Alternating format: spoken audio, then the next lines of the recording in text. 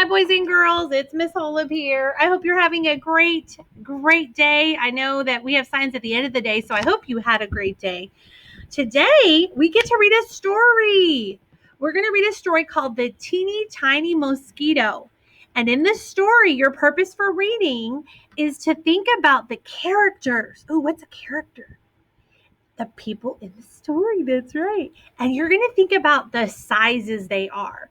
So are they big? Are they little? Are they in the middle? Okay. So are they really, really tiny like an ant? So I want your job while Miss Holub is reading the story is to think about the size of the character. And then we're going to do a cool activity with that. Okay. All righty. So let's go ahead and read the story.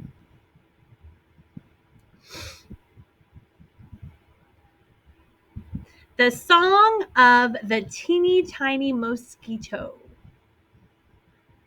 Written by Alma Flor Aveda. At the crack of dawn, perched on a log, a mosquito came into view of a frog. The frog, with a howdy hi ho, opened his mouth and took a quick gulp. Can you do that? Gulp. Opened his mouth and took a quick gulp.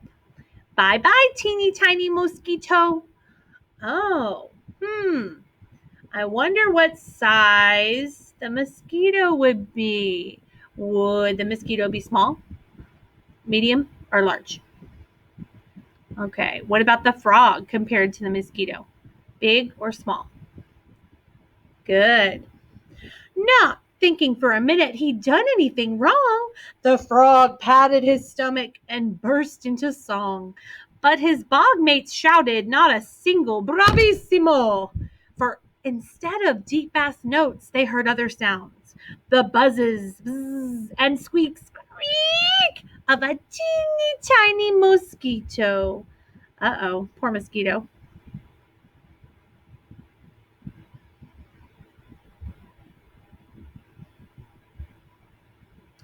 By mid-morning, the frog, Ribbit, had only one wish.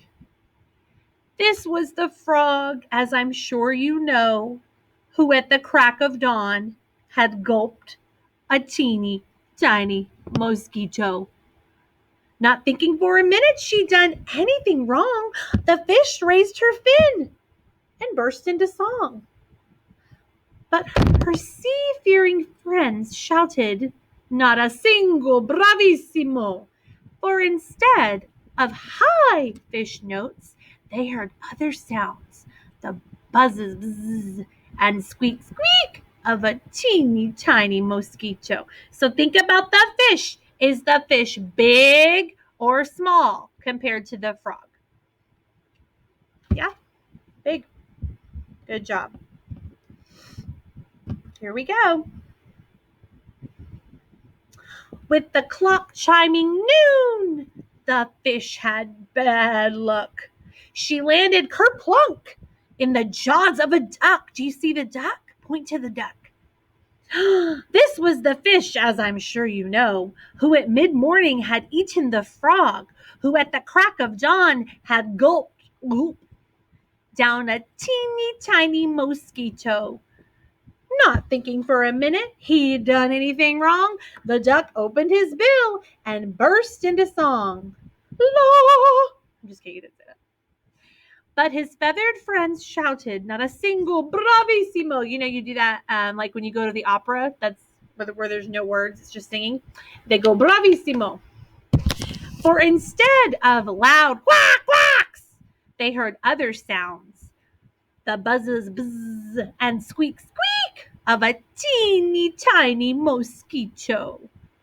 Now look at the size of the duck. Is the duck bigger or smaller than the fish? What do you think? Think about it. Think about it. Good job.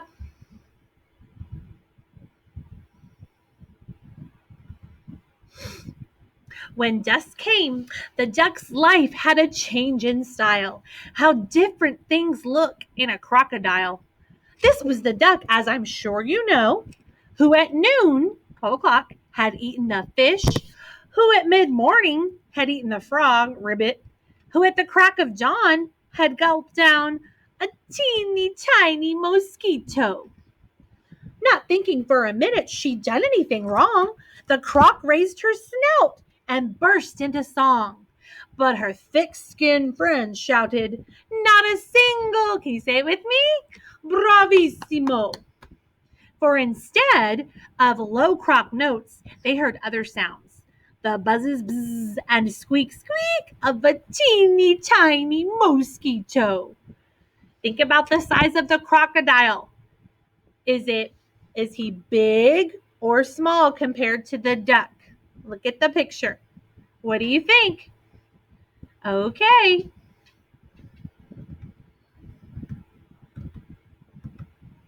Everything shone brightly by the light of the moon as it hung in the sky above the lagoon. See the lagoon? With a pain in her belly. Ooh, you know how it feels when you eat too much food? Ooh, that doesn't feel good. The croc was soon struck so badly, in fact, she coughed up a duck. This was the duck, as I'm sure you know, who at noon had eaten the fish, who at mid-morning had eaten the frog, ribbit, who at the crack of dawn had gulped down a what? You say it. A teeny tiny mosquito. The stars came out before anyone spoke. In a short while, the duck awoke. His stomach ached. Oh, and he was feverish. To the surprise of his friends, he coughed up a fish. This was the fish, as I'm sure you know, who at mid-morning had eaten the frog, ribbit, who at the crack of dawn had gulped down, you say it, a teeny tiny mosquito. See, there's the fish coming out. Is the fish smaller or larger than the duck? Smaller. Good job. All righty. On that starry night, that means there's stars in the sky. See the stars? Without the trace of fog, that means the cloudy air you can't see. The fish squirmed in pain, ooh, and coughed up a ribbit, a frog. This was the frog who, as I'm sure you know, who at the crack of dawn had gulped down a what? Here he is. Teeny tiny mosquito. Oh my goodness. On that, the frog opened his mouth, a gigantic affair, and the happy mosquito took off into the air. Many buzzes and squeaks and a howdy hi ho. See the exclamation point? With a bye-bye froggy thrown in as the teeny tiny mosquito shot into the sky on his merry way, buzzing and squeaking to this very day. And ear-splitting sounds of bravissimo are heard after each sound of the teeny tiny mosquito. All right, that was a good story, huh? So now this is what we get to do.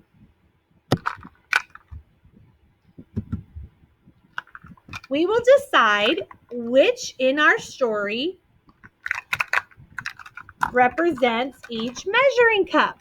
So measuring cups are used for what? What do you use measuring cups for? Think about it.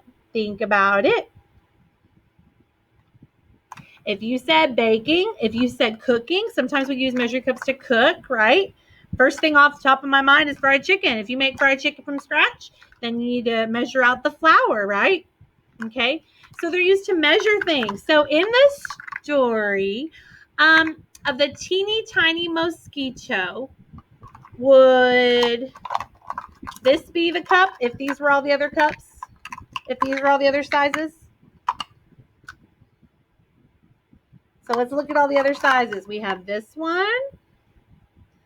We have this one. We have this one. Or we have this one. Think about it. Okay. So what you're going to do is you are going to put each character. So let's think about the characters. We have the teeny tiny mosquito. We've got, you remember what's next? We got the frog, ribbit. We have the fish. What's the next one? We have the duck. Good job. And then we have the what? The crocodile. So you're going to need how many measuring cups? 5 measuring cups. Let me make sure we have enough. Let's count. Ready? 1, 2. Think of enough. Think of enough. 3, 4, and 5. We have 5 measuring cups, don't we? Okay. So think about now who the biggest animal was in the story. Okay. And then you're going to put the measuring cups in that order. So for example, let's start with the teeny tiny mosquito. If this is the teeny tiny mosquito, what comes next in the story? What animal? Okay. And then you're going to put it in order. Now, that's not all. That's not all.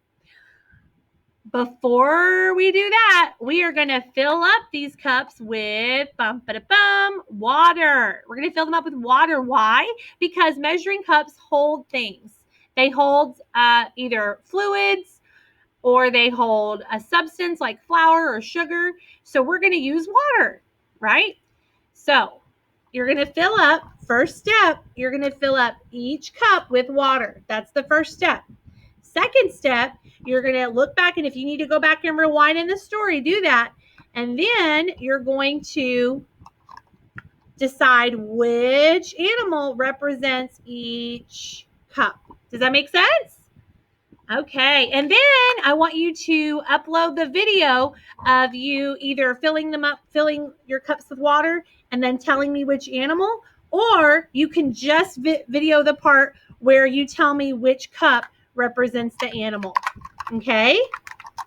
All righty.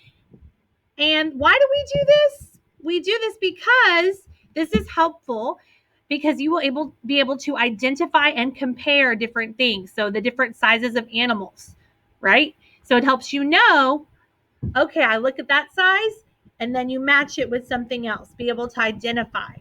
Okay? I hope you enjoyed this story as much as me. I will go ahead and